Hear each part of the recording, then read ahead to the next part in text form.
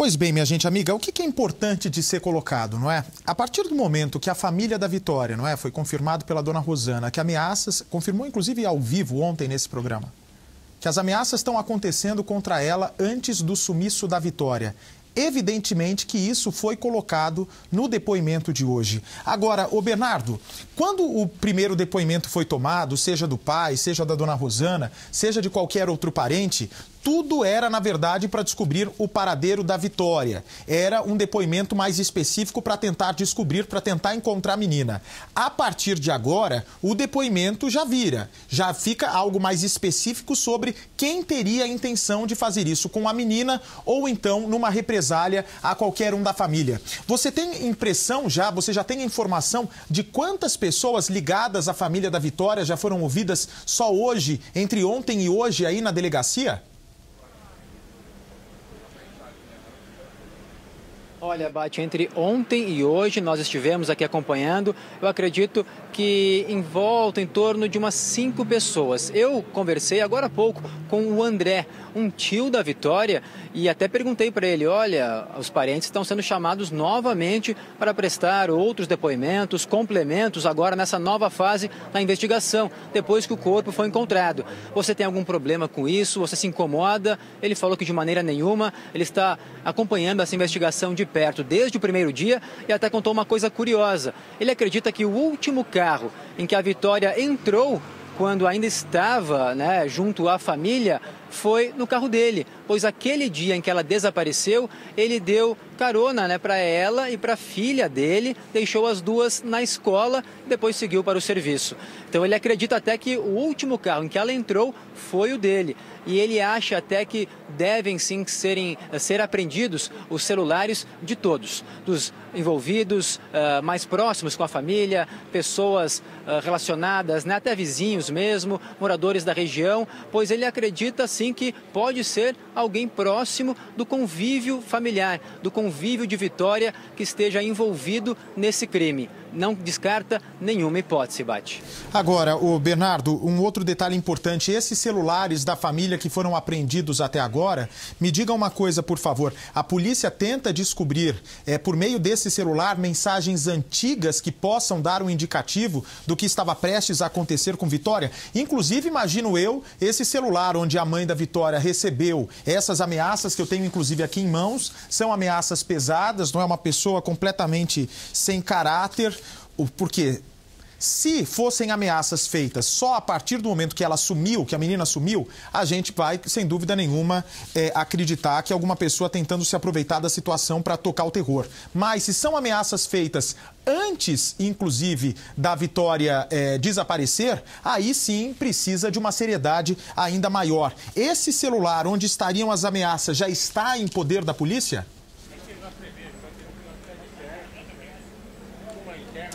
Essa será uma das primeiras coisas a serem averiguadas, Bate. Essas ameaças que a dona Rosana diz ter recebido, mostrou inclusive já para a gente, para a polícia também, e que estavam preocupando ela muito antes do sumiço da Vitória.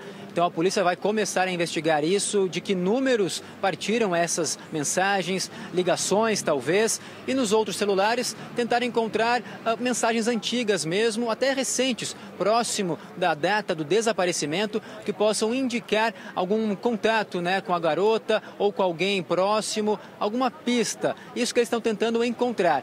E até mesmo a polícia já tem uma lista bastante grande, como adiantou um dos policiais, de números de telefone para saber a posição desses celulares, a localização na cidade de Araçariguama ou até mesmo fora, no dia em que a Vitória desapareceu e principalmente se eles estavam próximo do local, lá na mata, naquela estrada de terra onde o corpo foi encontrado, Bate. Olha, as ameaças, já estão nas mãos da polícia. E você pode perceber que o rapaz dá detalhes do que teria acontecido.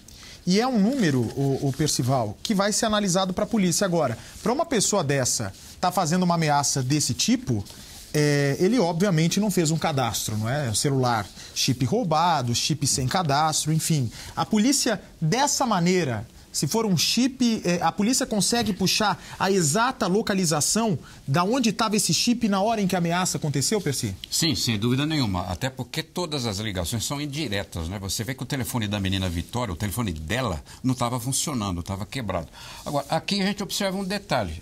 Essas ameaças são sempre feitas pela manhã ou ao anoitecer.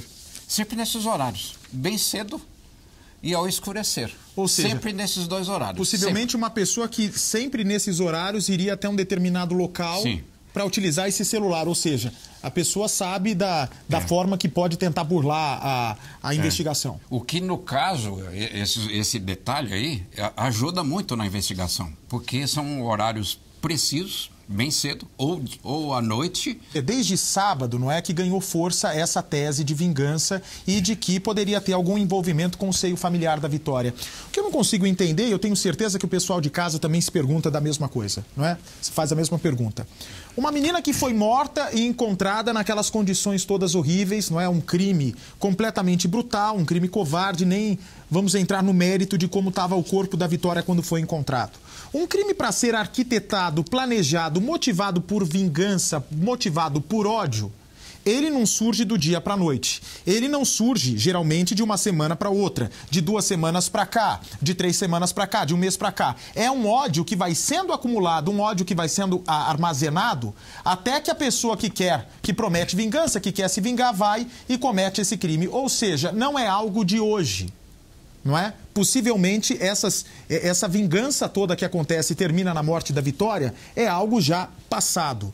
Não é possível que ninguém próximo à Vitória tenha contado para a polícia alguma suspeita. Porque se ninguém apareceu até agora para falar, olha, eu desconfio, eu tive um relacionamento que deu errado, eu tenho uma suspeita, de duas uma, ou essa pessoa sabe e não quer contar porque tem medo de algo, de uma represália, ou essa pessoa sabe e não quer contar porque pode ter alguma culpabilidade, ou então é porque da família da Vitória, seja por parte de pai, por parte de mãe, nenhum parente, ninguém na árvore genealógica tem algum relacionamento com esse caso. É isso mesmo, você tem toda a razão. Você vê que o ódio não é uma reação humana instantânea, ele é acumulado, ele vai se envolvendo, ele vai aumentando até ele se direcionar para alguma pessoa. Exatamente por isso, você pode observar que no caso da menina Vitória, alguém observava bem de perto todos os passos dela.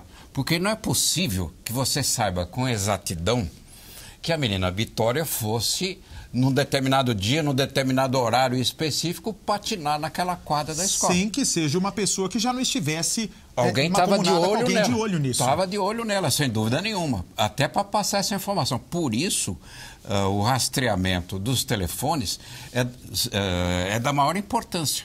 Porque, claro, alguém informou alguém sobre onde a menina estava. Não era qualquer um que saberia disso aí. Então, alguém se dirige para lá. Provavelmente de carro, provavelmente alguém que a conhecesse para ela não estranhar. Inclusive não reagir, ter uma reação que seria natural. Ela não entraria sozinha no carro de ninguém. Exato. Só para você de casa entender, são 2 fatores que estão levando a polícia a acreditar nessa tese de vingança. Se o Bernardo quiser acrescentar algo, por favor, me avisem. De vingança e porque pode estar relacionado com algum problema passado da família. Primeiro, a Vitória, se ela entra num carro abordada por alguém, com 12 anos a pessoa já tem noção, já tem discernimento. Imediatamente a Vitória teria gritado. Imediatamente a menina teria pedido socorro. Ou então, se ela não tivesse gritado ou pedido socorro, só a expressão dela, não é? Afinal de contas, muitas pessoas testemunharam o momento que a Vitória foi levada. Alguém já ligaria para a polícia na hora e falava, não é? Olha, aconteceu um sequestro aqui, uma menina foi levada à força para dentro de um carro, coisa que não aconteceu. Só chamou a atenção das pessoas que estavam no local depois que o caso ganhou repercussão e as pessoas puxaram na memória. Então, exatamente por esse fator é que se acredita em vingança, assim como a forma que o corpo foi encontrado com sinais realmente de ódio, com um crime de ódio. Agora, o tráfico de drogas, veja bem, a menina pode ter sido levada por engano. Na verdade, queria uma outra Vitória por um problema na família de uma outra Vitória. Ora, se o tráfico de drogas vai se vingar de alguém, não vai matar dessa maneira como a menina foi morta, concorda? Exatamente. O tribunal do tráfico não acontece dessa maneira em lugar nenhum.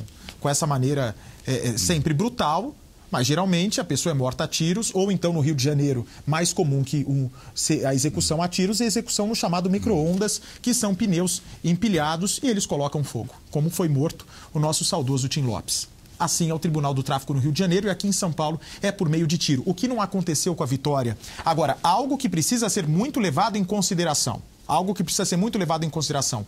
Quem matou a Vitória conhecia bem a cidade e conhecia, inclusive, possivelmente, os locais onde não havia iluminação suficiente, ou seja, acobertaria um crime e também onde não existiria uma câmera de segurança.